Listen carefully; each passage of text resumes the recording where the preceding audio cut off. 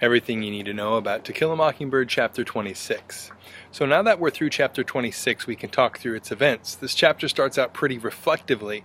Jem and Scout have started back to school in September and are walking past the Radley house again. Jem's in 7th grade and Scout's in 3rd, so he goes to the high school building, which is beyond the elementary school. Scout only sees him on the way to school and back at home for meals.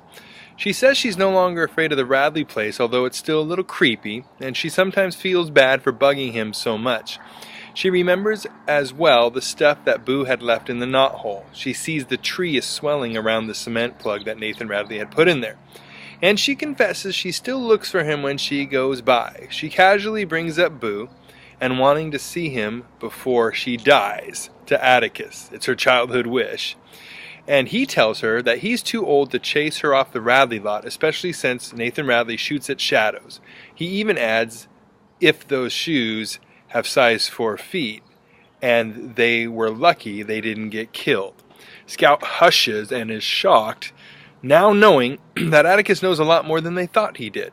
She couldn't quite remember how many summers ago that had happened. Scout admits that the events of the summer were kind of hanging over them as they went back to school, but observed that adults never talked to them about the case, and she assumes that parents must have talked to their kids as well about being nice to them, that it wasn't their fault Atticus was their father.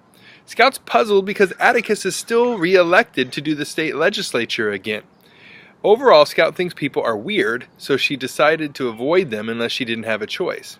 Now, as a case in point, she details a day in class where the kids were sharing current events. Cecil Jacobs had brought an article about Hitler. Now, Cecil is kind of clueless, so it's kind of a humorous incident. He calls Adolf Old Hitler instead of Adolf Hitler and misinterprets the article a lot. The article starts a conversation in class about how Hitler is a dictator compared to America's democracy. Now, so she says, Miss Gates says that in America, they didn't believe in persecuting anybody, and persecution happens when people are prejudiced. She continues that it's a horrible situation that Hitler is persecuting so fine a people as the Jews, but maybe it's because of religious reasons. Cecil says he's heard they change money or something, but asks about Jews being white. Miss Gates says that they will learn in high school how the Jews have been persecuted for centuries. Something about the conversation is bugging Scout, but she can't figure out what. She knew that Atticus didn't like Hitler and had said he was a maniac, but she couldn't get how one maniac in millions of Germans could get away with it. So she goes to ask Atticus that night. Atticus says he can't answer how it was possible, but that it was never okay to hate anyone. Scout retold how Miss Gates had been upset about Hitler, which Atticus understands how that she would be, but beyond that, Scout can't vocalize what's troubling her. So she goes to Jem to see if she can make any better progress with him. So with Jem, she confirms that Miss Gates seems like a nice lady, and that she hates Hitler and how bad it is for him to treat Jewish people as he does. Jem agrees with all of this. Scout asks Jem if it's not right to persecute anyone, and not right to have mean thoughts about them. Jem says of course it's not right. So Scout tells Jem how right after the trial, she heard Miss Gates talking to Miss Stephanie. Miss Gates had said something like, it's time somebody taught them a lesson. They were getting way above themselves, and the next thing they think they can do is marry us. And she's talking obviously about African Americans and, slamming them. Scout asks how someone can hate what Hitler does, but then be horrible to people right where they live.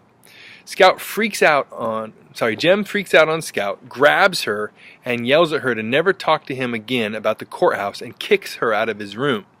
Shocked, she quietly leaves the room and goes and finds Atticus. She crawls into his lap, and Atticus tells her that he had heard them and says not to let Jem bother her, that he's having a hard time right now. That he's trying to forget something, but what he's actually doing is kind of storing it away until he can think through what happened and really process it. When he could actually get through it and think through it, he'd be back to himself. So what are we supposed to get from this chapter? This short chapter also works through the issue of hypocrisy of some whites in the town. Scout starts the chapter with reminiscing about Boo Radley.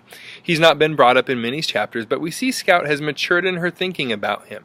And we're reminded that he is still around and is a figure, although distantly, in the kid's life. After that, we get to the main point of the chapter, as in what happens with Miss Gates. we get another picture of how people are blind to the hypocrisy in their lives.